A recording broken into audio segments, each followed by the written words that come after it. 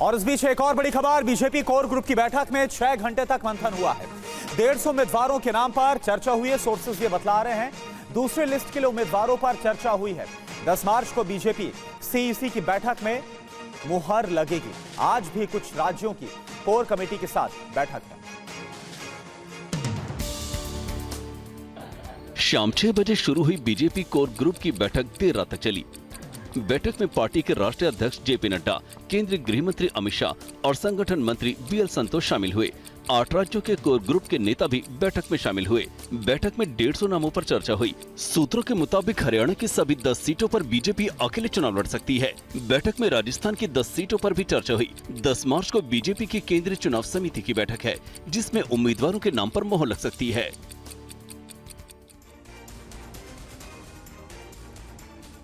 और लोकसभा चुनाव के लिए बीजेपी उम्मीदवारों की दूसरी लिस्ट जारी करने वाली है, जिसको लेकर दिल्ली में बीजेपी की कोर ग्रुप की बैठक हुई।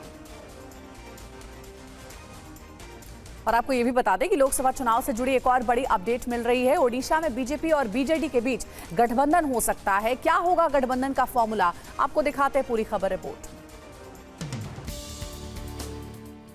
बीजेपी और बीजेडी लोकसभा और विधानसभा चुनाव साथ लड़ सकते हैं। सूत्रों की माने तो बीजेपी बीजेडी गठबंधन की अगली 1-2 दिन में आधिकारिक घोषणा हो सकती है।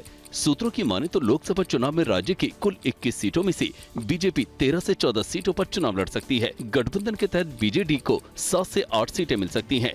विधानसभा चुनाव में बीजेडी को 95 से 100 सीटें मिल सकती हैं, जबकि बीजेपी 46 से 52 सीटों पर चुनाव लड़ सकती है। जानकारी के मुताबिक कुछ दिन पहले ही बीजेपी और बीजेडी के बड़े नेताओं में गठबंधन को लेकर बातचीत हो चुकी है।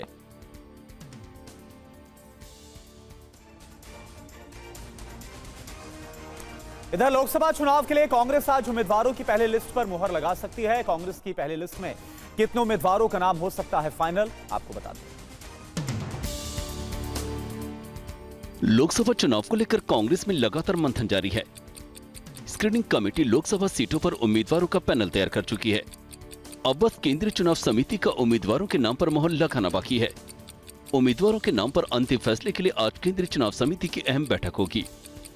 बैठक में स्क्रीनिंग कमेटी की ओर से आए नामों के पैनल पर फाइनल चर्चा होगी और उम्मीदवारों का नाम तय होगा। उम्मीदवारों का नाम फाइनल होने के बाद कांग्रेस अपनी पहली लिस्ट जारी कर सकती है।